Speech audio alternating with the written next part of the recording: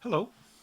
So in a previous video, I showed you two of my favorite voicings for hipper jazz comping. And today I'd like to show you two more. These are voicings that I discovered while listening to and watching and transcribing the late great Toronto jazz guitarist Ed Bickert. Bickert's probably not as well known as a lot of jazz greats, but he certainly deserves to be. Internationally, he's probably best known for his recordings with as a sideman with Paul Desmond, especially on the albums Pure Desmond and live, the Paul Desmond Quartet live at Bourbon Street. Of course, he also recorded some other a number of albums with himself as the leader, and you can find those. They're kind of hard to find, but you can certainly find some of the recordings on Spotify and other sources. YouTube. So two of the most distinctive things about Bickert are the fact that he achieved this gorgeous warm jazz tone on a stock mid-1960s Telecaster, originally with the stock pickups, and then later in his career with a Gibson humbucker in the neck position. But secondly, and most importantly, he achieved this amazing sense of harmony. It's always tasteful, but it has some subtle tension within it, and it's always very interesting, often based on just a couple of notes. Incredible voice leading, fantastic voicing. So the two voicings that I'm going to show you today are very typical of Ed in that they contain a bit of subtle harmonic tension, if you like. So here's the first voicing. It's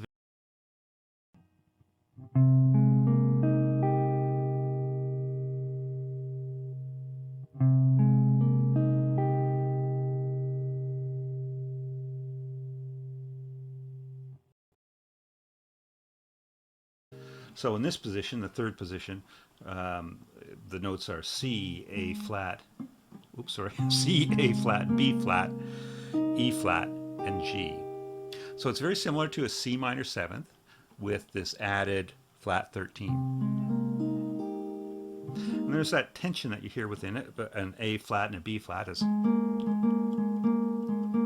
and then a major seventh between the A flat and the G, beautiful sound there. So it's a very lovely, ethereal sort of voicing. You can think of it a number of different ways. I often think of it as a minor 7 flat 13th, so playing it as a substitution in this case for a C minor 7th, for example. But you can also think of it in relation to the relative major, so an E flat, in which case you have a suspended 11th. Or in relation to an A flat, so it's kind of like an A major ninth, sorry, A flat major ninth in this case, with the third in the bass. So a number of different options for that chord. It's a beautiful voicing. The second is similar in that it has a similar kind of tension in it.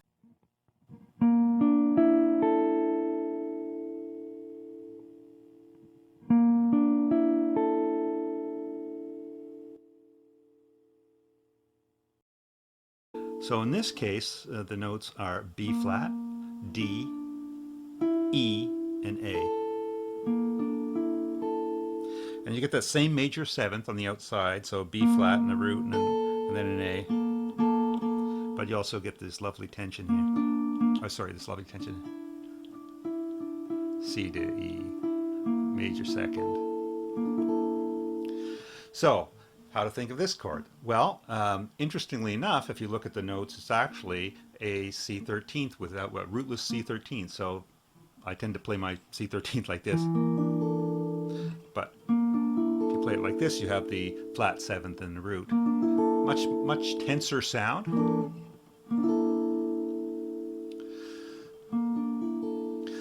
You can also think of it as kind of an altered chord, And in that context, you can play it almost anyway. Anywhere. You've got like a 50% chance of being right. If you're wrong, if it sounds awful, move it up or down 1 fret. It's likely going to work. So I will often use it in that context, just throwing in some that lovely sort of altered sound. But to hear it as a 13th in context, so for example, if you were doing something like